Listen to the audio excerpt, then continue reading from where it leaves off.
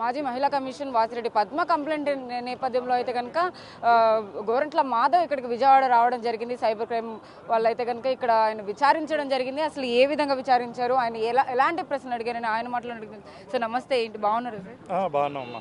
ఏంటి సరే ఏం క్వశ్చన్స్ అడిగారు లోపల? లేదు, ఇప్పుడు ఒక 6 క్వశ్చన్స్తో ఒక క్వశ్చనేర్ తయారు చేసి పెట్టుకున్నారు. ఆ క్వశ్చన్స్ను వారు అడగడం జరిగింది. దానికి నేను ఆన్సర్ చేసినాను.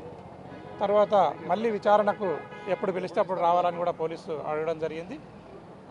ఎవిడెన్స్ను ట్యాంపర్ చేయరాదు, తర్వాత సాక్షులను కూడా ఎక్కడ కూడా ఇబ్బంది పెట్టకూడదు, మీరు పూర్తి స్థాయిలో ఇన్వెస్టిగేషన్కి కోఆపరేట్ చేయాలని చెప్పడం జరిగింది. నేను కోఆపరేట్ చేస్తాను చెప్పడం. నెక్స్ట్ మళ్ళీ ఎప్పుడు రమ్మని చెప్పారు విచారణకి? నాకు ఇంకా ఇప్పుడు నాకేం డేట్ చెప్పలేదు. ఎప్పుడు పిలిచినా నేను రావడానికి సిద్ధంగా. బాధితురాల పేరు బయటపెట్టిన నేపథ్యంలో అయితే వాసిరెడ్డి పద్మ ఇప్పుడు చంద్రబాబు నాయుడు మీరందరూ కూడా చూడండి, నెట్లో పోయి చూడండి.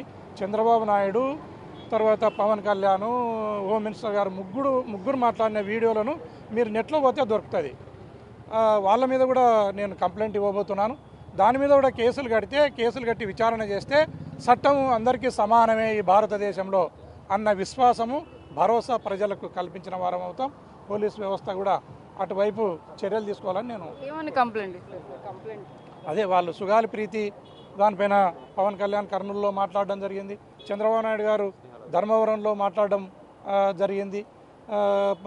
ఈ హోమ్ మినిస్టర్ గారు కూడా మాట్లాడడం జరిగింది. వీరు ముగ్గురు కూడా ఈ బాలికలు ఎవరైతే బాధిత బాలికలు ఉన్నారో వారి పేర్లను డిస్క్లోజ్ చేయడం జరిగింది చాలా సందర్భాల్లో.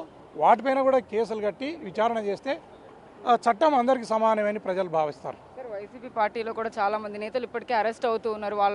వాళ్ళ అరెస్ట్ని మీరు ఎలా? అదే చెప్తున్నాను కదా, ఈ అరెస్టులను చంద్రబాబు నాయుడు ఆయన మూతిని ఇట్లా అడ్డం పెట్టి సూర్యుని ఆపాలనుకోవడం ఎంత హాస్యాస్పదమో, ఇలాంటి చెత్త కేసులను పెట్టి మా వైఎస్ఆర్ కాంగ్రెస్ పార్టీ లీడర్లను కార్యకర్తలను కంట్రోల్ చేయాలనుకోవడం కూడా అంతే హాస్యాస్పదం అని నేను భావిస్తున్నాను. మొత్తం మీద ఏదైతే గోరంట్ల మాధవ్ అయితే విచారణకి వచ్చిన నేపథ్యంలో అయితే కనుక అతనికి కొన్ని నోటీసులు కూడా ఇవ్వడం జారీ చేయడం జరిగింది అని చెప్పేసి కూడా ఆయన చెప్తూ ఉన్నారు.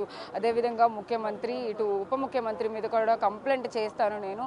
ఈ సుగాలి ప్రీతి కేసులో అయితే కనుక వాళ్ళ పేర్లు ఎలా బయట పెట్టారో అలాగే నేను చెప్పడంలో తప్పే ఉంది అని చెప్పి కూడా ఆయన మాట్లాడుతున్న పరిస్థితి ఉంది. వీడియో జర్నలిస్ట్ సాహిత్య బిగ్ టీవీ విజయవాడ.